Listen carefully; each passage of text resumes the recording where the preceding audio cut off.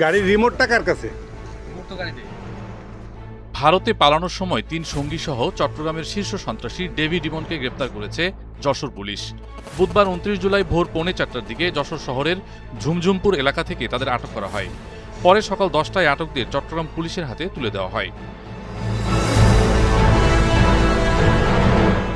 বিষয়টি নিশ্চিত করে যশোরের অতিরিক্ত পুলিশ সুপার মোহাম্মদ মিরাজুল ইসলাম জানান, চট্টগ্রাম পুলিশের রিকুইজিশন অনুযায়ী আজ ভোর ৪:৩০টার দিকে যশোর ডিবি পুলিশ ও কোতোয়ালি থানা পুলিশের ৯টি টিম যশোর সদর উপজেলার যশোর ঢাকা মহাসড়কের ঝুমঝুমপুর এলাকায় অবস্থান নেয়। এ সময় সেখানে চেকপোস্ট বসিয়ে ৩ সঙ্গী সহ ডেভিড ইমনকে গ্রেপ্তার করা হয়। পরে সকাল ১০টার দিকে তাদেরকে চট্টগ্রাম পুলিশের জিম্মায় দিয়ে দেওয়া হয়। অতিরিক্ত পুলিশ সুপার মিরাজুল ইসলাম আরও জানান, প্রাথমিক জিজ্ঞাসাবাদে আটকরা জানিয়েছেন তারা সীমান্ত পাড়ি দিয়ে ভারতে যাওয়ার জন্য যশোর এসেছিলেন। AKS অর্জন করলো গিনেস ওয়ার্ল্ড রেকর্ডস। AKS আপনারা জানেন চট্টগ্রাম শীর্ষ সন্ত্রাসী এবং অস্ত্রধারী, যিনি কিছুদিন পূর্বে বিভিন্ন ধরনের অপকর্ম করেছেন।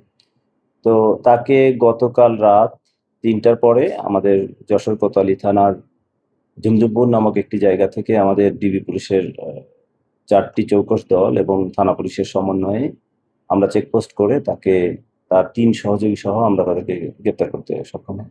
এটি আমাদের গোয়েন্দা তথ্যের ভিত্তিতে এবং চট্টগ্রাম জেলা পুলিশের অধিযাচনের কারণে আমরা তাদেরকে গ্রেপ্তার করতে সক্ষম হই।